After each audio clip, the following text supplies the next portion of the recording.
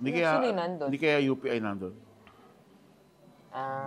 Baka umalo. Baka pagod na sila. Ano? Pagod na. May pondo pa eh. May edad na yun. Sabi ni Admiral Trinidad, may pondo raw eh. Talaga? Oo. Sir Sis. Ha? Hindi, si Roy. Roy Trinidad. Oo, Real Admiral Roy Trinidad. May pondo yung UPI. May pondo raw, UPI. Pero I think what's interesting is di ba, you have the retired generals pushing for a civil military junta or transition council as revealed by Ping Lacson.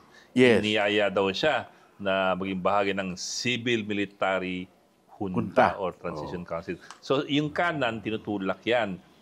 Yung kaliwa, Ganun din. tumutulak din ng Transition Council. Although medyo iba ng konti. Resign din si Pangulo at si Vice. Sara. Take over ang isang civilian-only Transition Eh, Council. anong composition?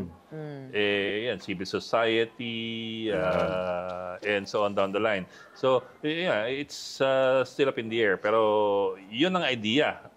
So, one way or the other, yung kaliwa at yung kanan, more or less pareho yung kalsada na tinataha. sino raw, Sumasanga lang doon sa ano. sino raw yung i-invite kay Senator Ping? Hindi niya sinabi. Hindi ba? Actually, that's the other interesting thing. Is that actionable ba? As Hindi, kasi ako manguhula kasi si ako. Ping used the word inciting. Pero ako manguhula ako. Indian Army. Bakit? Police si Ping eh. Pero PMA siya. Oo nga, pero yung karamihan ng double cards na, Lespo. mga lespo. Mhm. So malamang retired Hindi police maglalakas general. loob yung military. Sino ba retired police general dun sa, Lapitan si Senator. sa grupo? Sino retired police general sa grupo? Meron ba? Natanong ko sa'yo, ikaw yung ikaw yung bigla na magsusulat ng kung ano. Ewan ko. Mahirap So yung kaliwa at yung kanan, gusto ng Transition Council. Pareho silang gusto ng transition Pero yung council, pero iba composition yung ng composition. So sino yung may gusto ng military junta? Malamang yung UPI. Well, civil military transition council ang tawag. Obviously, they don't call it junta because of the connotation. Civil Military Council. Transition Council. Transition Yan. Council. If you believe Ping Lacson, nilapitan siya ng mga retired na Yung kaliwa, ano naman ang gusto nila?